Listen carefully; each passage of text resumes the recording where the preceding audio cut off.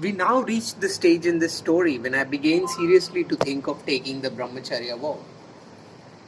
I had been wedded to a monogamous ideal ever since my marriage, faithfulness to my wife being part of the love of truth.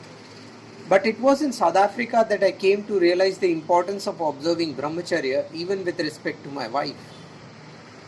I cannot definitely say what circumstance or what book it was that set my thoughts in that direction, but I have a recollection that the predominant factor was the influence of Raichan Bhai, of whom I have already written. I can still recall a conversation that I had with him. On one occasion, I spoke to him in high praise of Mrs. Gladstone's devotion to her husband. I had read somewhere that Mrs. Gladstone insisted on preparing tea for Mr. Gladstone even in the House of Commons, and that this had become a rule in the life of this illustrious couple whose actions were governed by regularity. I spoke of this to the poet and incidentally eulogized conjugal love. Which of the two do you prize more? Asked Raichan Bhai. The love of Mrs. Gladstone for her husband as his wife, or her devoted service irrespective of her relation to Mr. Gladstone? Supposing she had been his sister or his devoted servant and ministered to him with the same attention, what would you have said?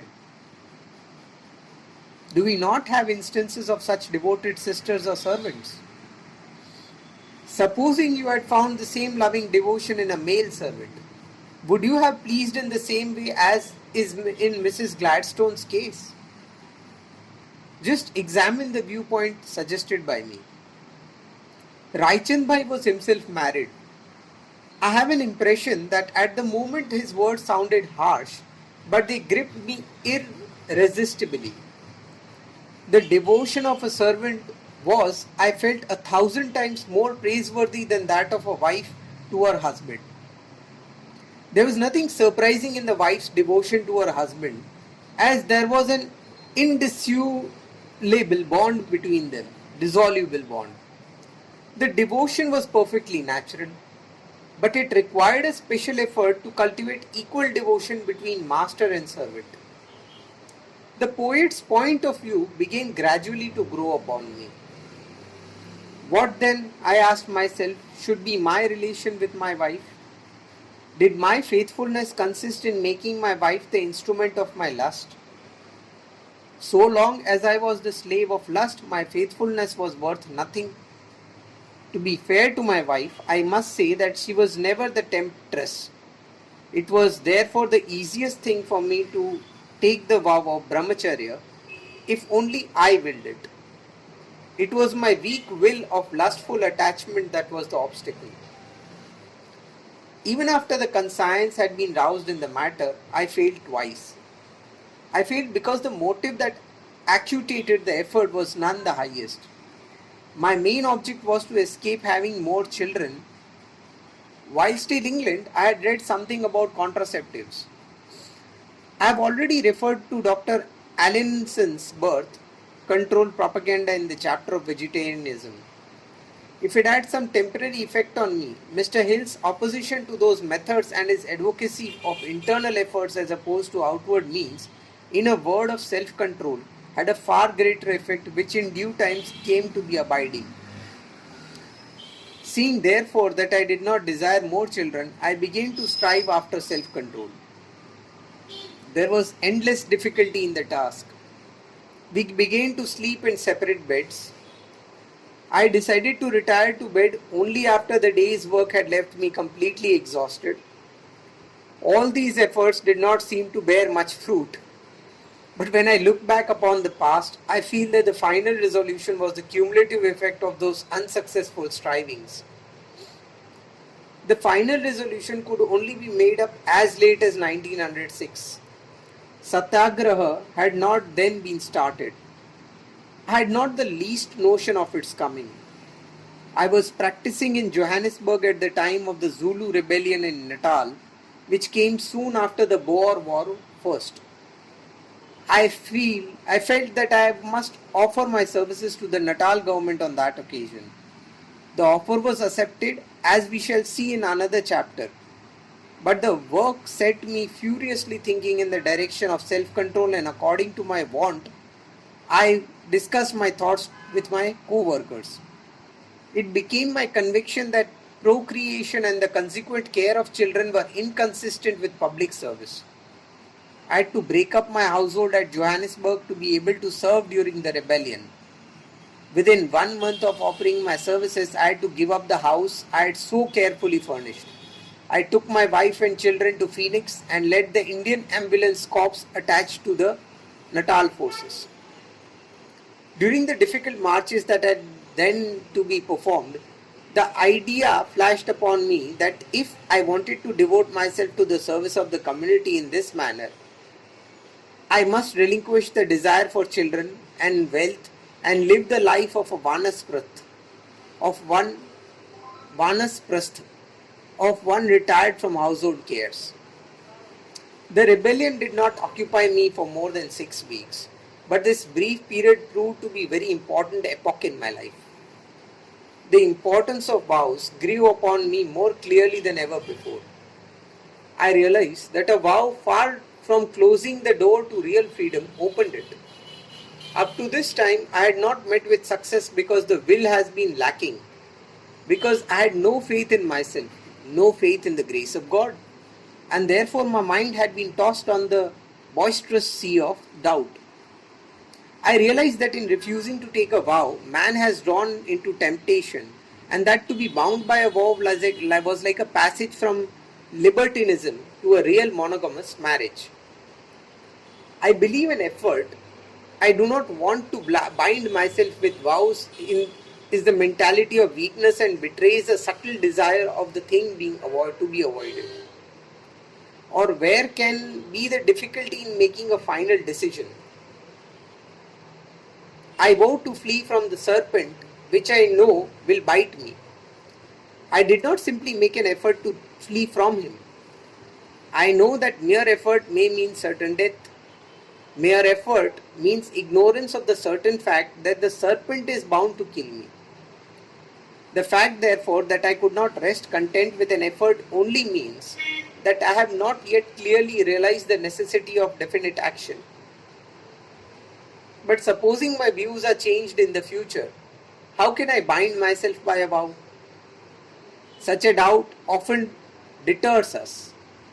But that doubt always also betrays a lack of clear perception that a particular thing must be renounced. That is why Nishkudanand has sung, renunciation without aversion is not lasting. Where therefore the desire is gone, a vow of renunciation is the natural and inevitable fruit. After full discussion and mature deliberation, I took the vow in 1906. I had not shared my thoughts with my wife until then, but only consulted her at the time of taking the vow. She had no objection, but I had great difficulty in making the final resolve. I had not the necessary strength. How was I to control my passions? The elimination of carnal relationship with one's wife seemed then a strange thing. But I launched forth with faith in the sustaining power of God. As I look back upon the 20 years of the vow, I am filled with pleasure and wonderment. The more or less successful practice of self-control had been going on since 1901. But the freedom and joy that came to me after taking the vow had never been experienced before 1906. Before the vow, I had been open to being overcome by temptation at any moment. Now the vow was a sure shield against temptation. The great potentiality of Brahmacharya daily became more patent to me. The vow was taken when I was in Phoenix. As soon as I was free from ambulance work, I went to Phoenix, when hence I had to return to Johannesburg. In about a month of my returning there, the foundation of Satyagraha was laid. As though unknown to me, the Brahmacharya vow had been preparing me for it. Satyagraha had not been a preconceived plan. It came on spontaneously, without my having willed it. but I could see that all my precious steps had led up to the goal. I had cut down my heavy household expenses at Johannesburg and gone to Phoenix to take, as it were, the Brahmacharya vow. The knowledge that a perfect observance of Brahmacharya means realization of Brahman. I did not owe to study of the Shastras. It strongly grew upon me with experience. The Shastric texts on the subject I read only later in life. Every day of the vow was taken me nearer the knowledge that in Brahmacharya lies the protection of the body, the mind and the soul. For Brahmacharya was now no process of hard penance. It was a matter of consolation and joy. Every day revealed a fresh beauty in it. But if it was a matter of ever increasing joy, let no one believe that it was an easy thing for me.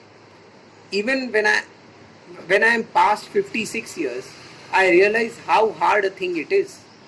Every day I realize more and more that it is like walking on the sword's edge, and I see every moment the necessity of eternal vigilance. Control of the palate is the first essential in the observance of the vow. I found that complete control of the palate made the observance very easy. And so I now pursued my dietetic experiments not merely from the vegetarians, but also from the brahmachari's point of view.